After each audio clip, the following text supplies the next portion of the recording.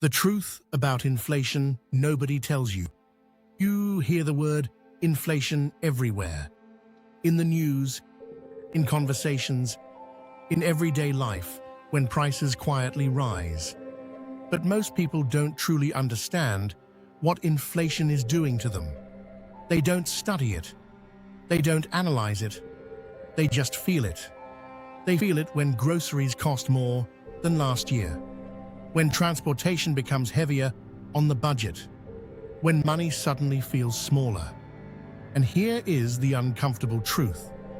Inflation is not just about higher prices. It is about the silent weakening of your money's power. Imagine this. You have $100 today. Tomorrow, it is still $100. The number does not change, but the value might, because inflation slowly reduces what that money can buy. It is like holding a glass of water under the sun. At first, everything looks the same, but slowly, the water evaporates. Many people think inflation happens simply because businesses raise prices. But that is only part of the story. One major factor is demand. When more people want the same goods and services, competition increases, and prices often rise because supply is limited. Another cause is rising production cost. If fuel becomes more expensive, if raw materials become harder to source, if labor costs increase, businesses adjust prices to survive, because no company can operate at a loss for long. Then there is something less visible: money supply.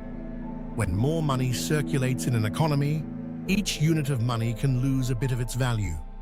Think of it like this. If a pizza stays the same size, but more people arrive to eat, each slice becomes thinner. The pizza did not shrink, but your portion did. Here is what many people overlook. Inflation quietly affects your savings. If your bank earns small interest, but inflation is higher than that interest, your savings may grow in number, but shrink in purchasing power. On paper, you look fine. In reality, your money buys less.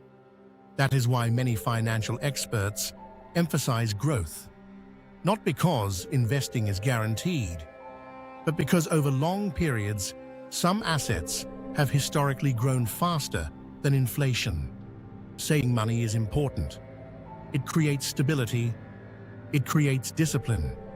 But saving alone may not protect you in a changing economic environment, because money that does not grow may slowly lose strength.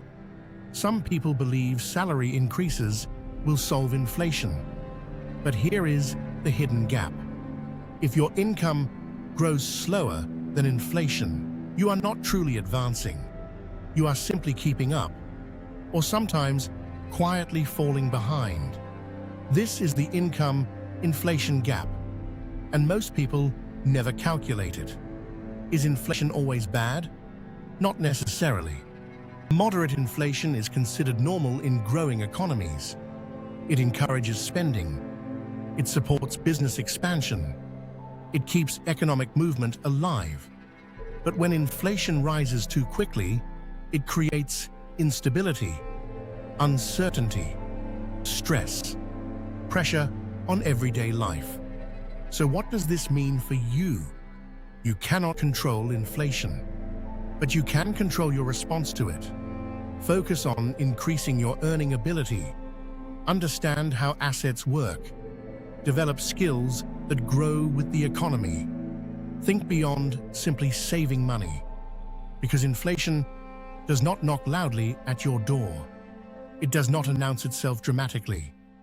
It works quietly, year after year, reshaping the value of everything. The real question is not whether inflation exists. The real question is whether your financial growth is outpacing it. If your income and assets grow slower than inflation, you may feel busy. You may feel productive. But financially, you may be standing still. Learn how money truly works. Think long-term. Build value that adapts. Because financial security is not just about how much you earn. It is about how well you preserve and grow the power of what you earn. If this gave you a clearer understanding of inflation, consider subscribing for more documentary-style financial insights. Because understanding money is not optional anymore. It is necessary.